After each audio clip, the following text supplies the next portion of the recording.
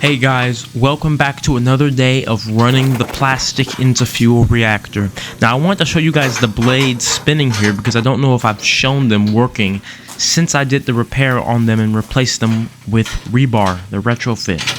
Now my plastic shredder is unfortunately not working properly right now. Normally we would load plastic in from the back and it would fall down. But we'll be loading in plastic directly through the front since it's not shredded plastic and won't fit in the small chute there. And I have the blade spinning in reverse, so the plastic is pushed back. So, I have a bucket full of plastic here, and let's load it in.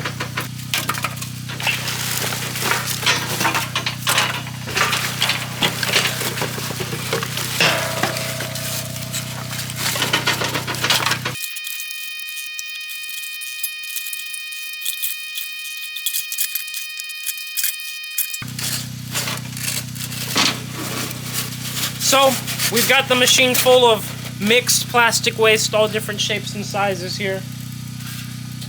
So, we'll go ahead and get this thing closed and get this started. But before we do that, we gotta make sure that there's some carbon in the machine, because carbon actually mixes with the plastic and allows the microwaves to better break down the plastic. Now, carbon is actually a byproduct of this process, and all that's left of the plastic after it is completely degraded from the machine.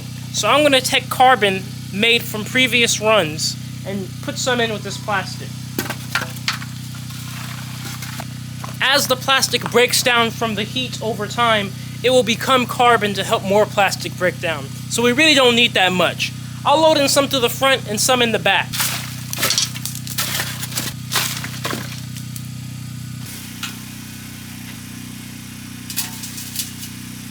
Let's go ahead and close the machine.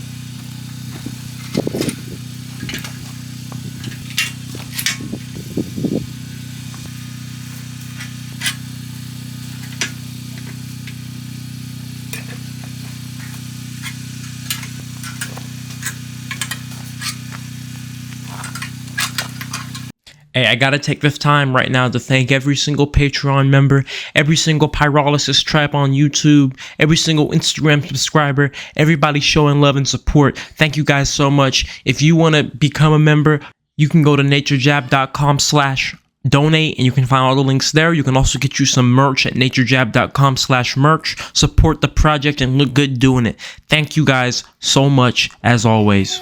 So you know what we do, we have to first pull a vacuum on the machine before we get the machine started, so you can see that we got the negative pressure going there. And once we get about half an atmosphere of a vacuum, I go ahead and turn on the recovery pump. We don't have to pull a super strong vacuum here. I just like to get most of the air and oxygen out. So we go ahead and turn off the vacuum pump, and then we start to turn on the microwave generators here.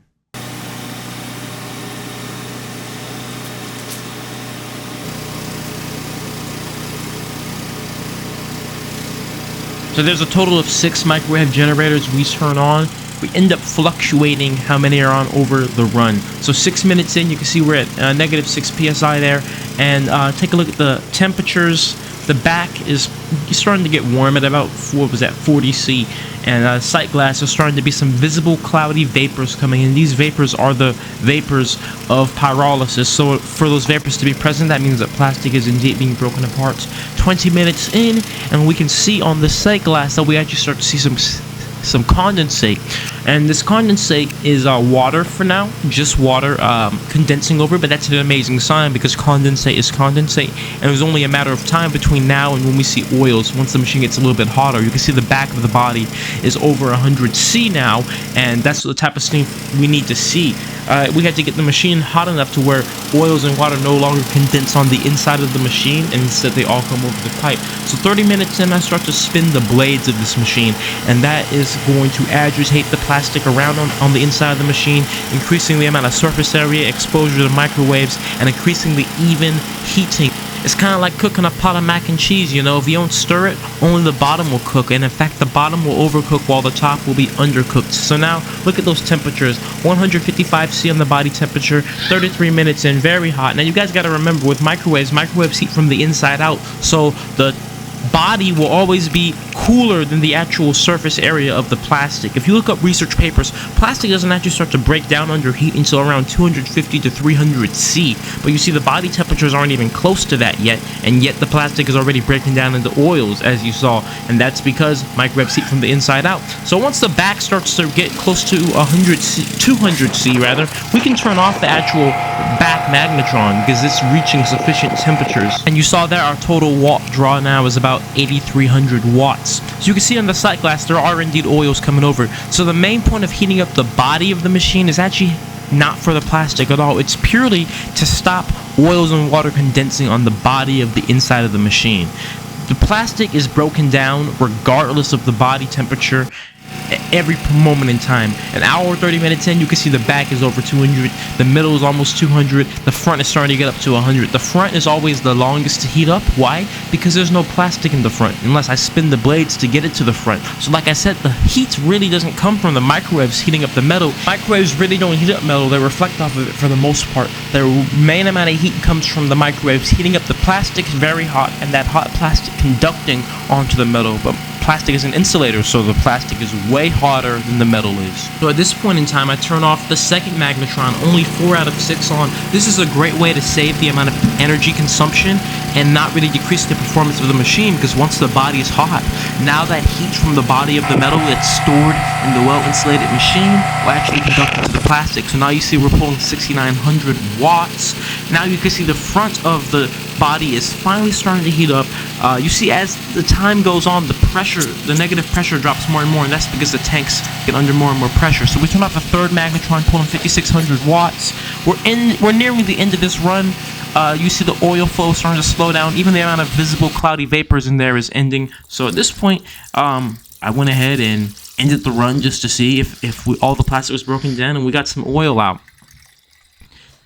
So we get this oil out like this, and then I have to put this oil into a separatory funnel because this oil as is going to be mixed with some water. And there's two types of water that come from this process.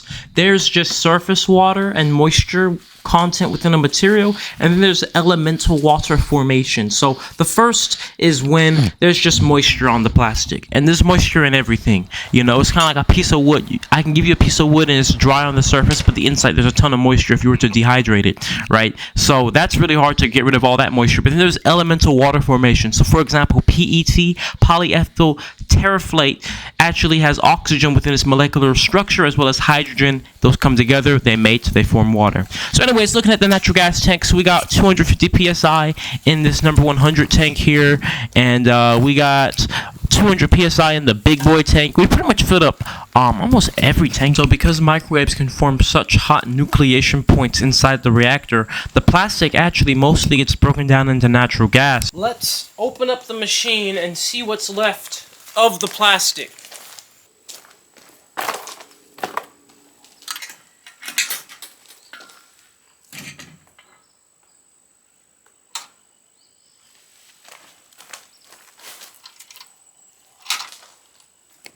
So you saw how much we put in, you see how much we got out.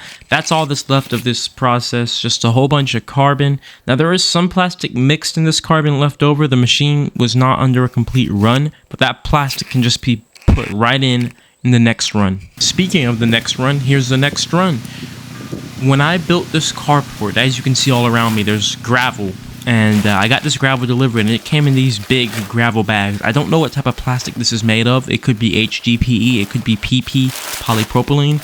I don't know. So unfortunately, because I don't know, I can't use this mass amount of plastic for my analysis runs because it's an undocumented or composition of plastic rather. So anyways, I had to do something with it. It's a lot of plastic, takes up a lot of space, so I just jammed it in the mouth of this machine. Sometimes I like to just test how big of loads this machine could take in its mouth, and I mean this one could take this pretty big load just right in its little shutter right here. So we did, we jammed it in there, a few bags, and I didn't even mix it with carbon. I want to see how this would do just as is. So let's get started. So you can see through the sight glass we got a lot of condensate coming over. Good stuff. This run went into the night. You know, the unfortunate thing about the night is it gets hard to see everything, but you can see at the bottom of the sight glass there's a lot of oil pouring down, coming through, so that's amazing. Every type of plastic is going to give you different amounts of oil. Some plastic has longer hydrocarbon chains than others. Some plastic, interacts with microwaves differently than others. That's why we're getting every single type of plastic analyzed. So this run went on for over 4 hours, consumed over 30 kilowatt hours of electricity. I stopped it because I'm like, okay, this is just going to keep going. That's the advantage to having more magnetrons than just 6. But let's see this oil we got from this. So we got an okay amount of oil. I definitely wouldn't say it was a lot, considering, for one, how long we ran it for, and also how much plastic was in there. But of course, a lot of that plastic's volume was air and not actually plastic, so I guess I can't be mad at it. And we got this carbon left over. Once again, this was an incomplete run. This is actually my fault. You could see I clearly moved the plastic to the end of the machine way too early with the blades. So this reactor is full of a whole bunch of random plastic. You can literally zoom in and see I literally have plastic bags full of plastic put in there. This thing, I wanted to try to put it to its max capacity and see, what can we do? What will the results be? This is not a weighed amount. This is not measured. This is not super scientific at all. But this is more of testing the reactor's limits. How much of a fat load can it take in its mouth before it succumbs, right? We want to see, what happens. So I just put lab waste in there, tons of plastic, filled the thing up, all the way to the end. We even put some wet plastic in there just to see, will we be more efficient? Can it handle it? Blah, blah, blah. So just doing a really high capacity run here to see temperatures and pressure, all that type of stuff. An hour in, the machine stayed pretty cool. Now, it was cold this morning, so that doesn't help.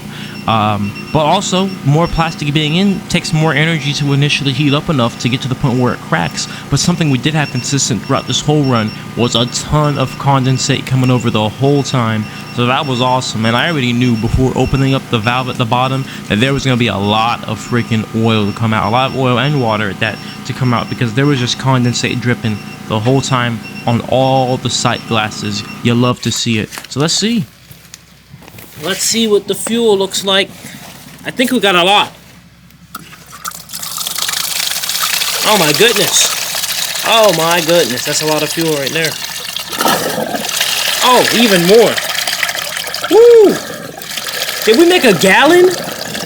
Oh my goodness. It just keeps going. Whoa.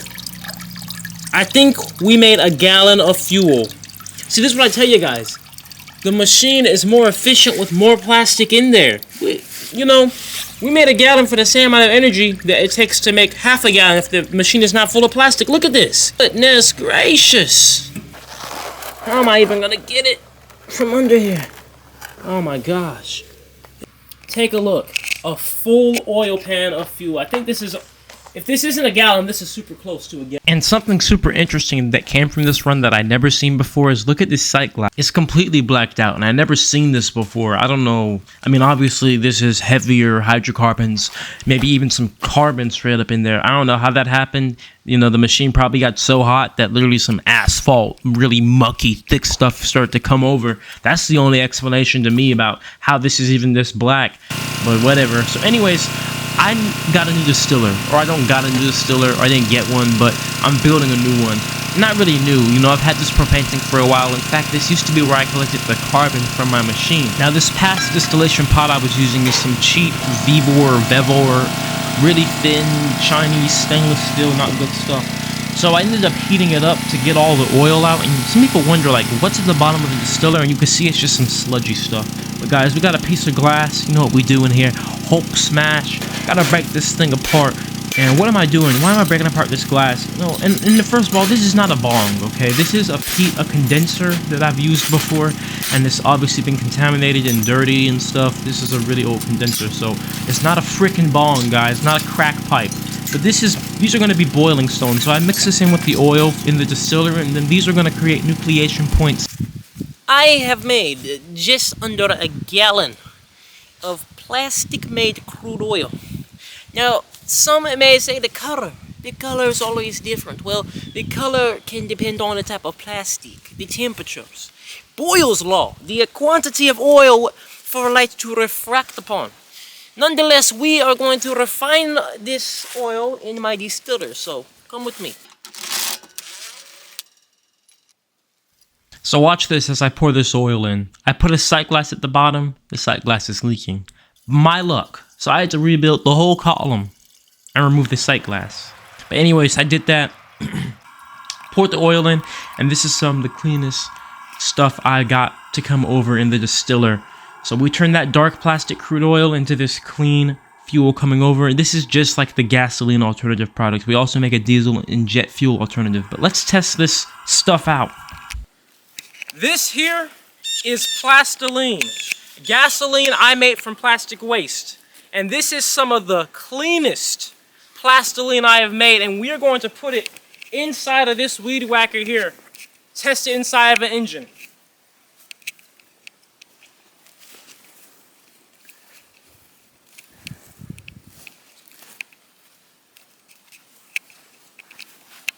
Inside this beaker here, I have 50 mil of plastiline.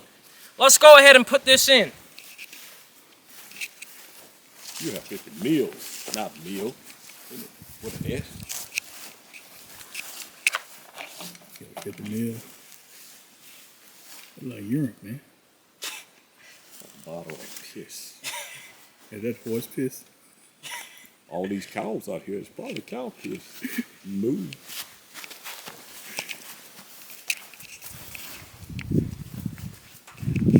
Anybody ever told you you like the Nutty Professor?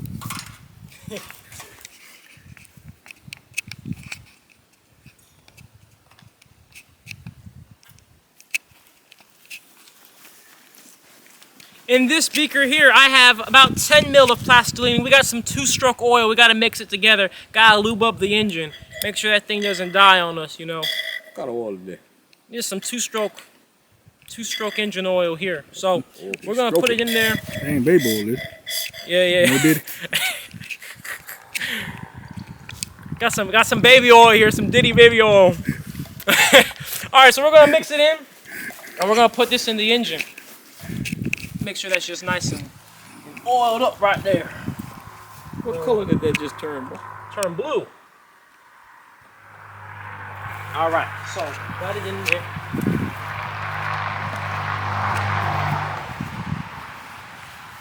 And come take a look at this. Right here. You see it's in there. You see that fuel in there? It's indeed in there. Yes, indeed. Yes, indeed. So now let's go ahead and get this primer bowl to the fuel lines. Push it good. Push it real good. All right, take a look at that primer. Take a look at them lines. You see that it's in there. It's up in there. All right. Now, time to start it.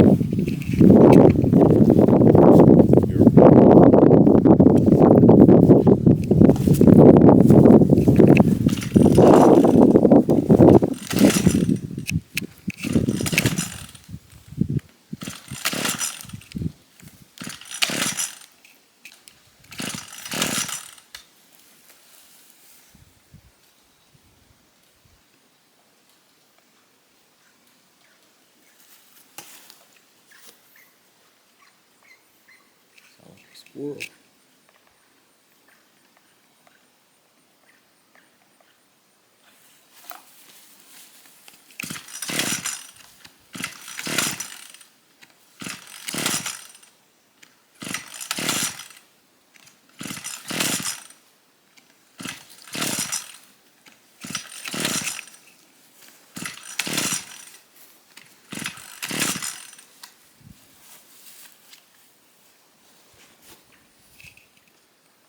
Hit the gas. Pull it and hit the gas to get the flood out of the carburetor. Hold the gas. A little bit more time. One more time. Now do it without hitting the gas. Did you choke it? Yeah, it's on choke. Sometimes this engine is hard to get started once it's empty. I think I might need to put more in.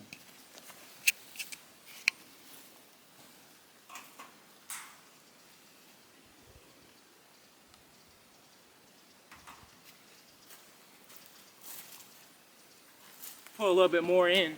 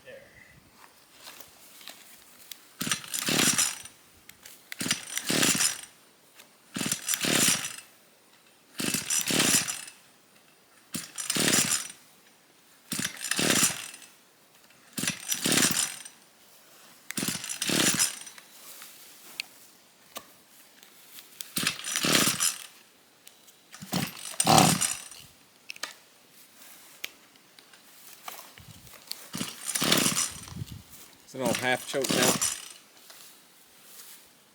No, this one doesn't have a half choke.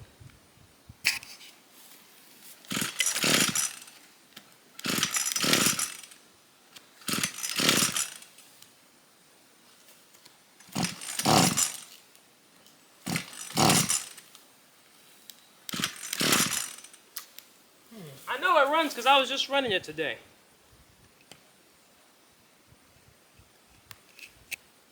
But I did run it empty. And when I first got this, it took a long time to get it started. When it's like dry. This brand. That's probably what's going on.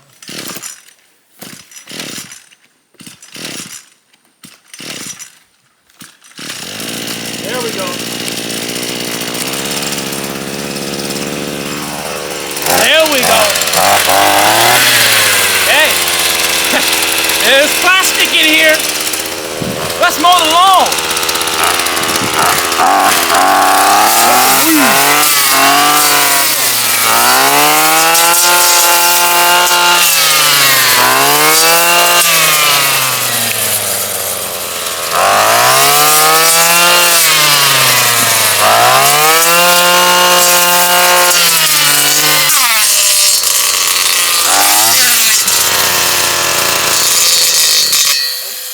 Thank you and hitting your blade. I mean your guard.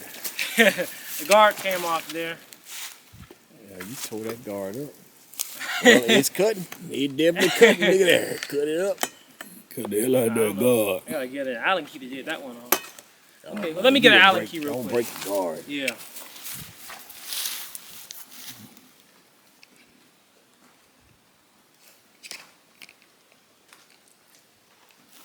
I believe you halfway assembled that flame. Yeah. He can use that weed eater there. Make some French fried taters. I just can't believe that little yellow piss looking stuff can actually run in a weed eater. I'm telling you. Yeah, I wonder why it takes so many times to pull it to get it started, right? It's all about combustion and air and all Because that it's kind the of thing. same fuel in there, right? But it's like Yeah. it just. Well, you got too much in there, and you need a steel. Yeah, still. I remember I got a steel and it started the first pull. Yeah. Knock off weed eater. Hey, this was a little $100 off of Amazon. Oh, okay. But I want to get a steel 4-stroke to try out. Yeah. Because, 4-stroke, you even got to mix the oil in. Right. You only got to mix the baby oil, the Diddy baby oil in No it. Diddy. All right, we're going to start this again. It's really nice on there tight. Go ahead. Oh, and by the way, make sure they see this too. You guys understand what this equation is. Plastic plus microwaves Equal Diddy oil. equals equals fuel. Alright, so now we're about to start this engine off of plastic fuel.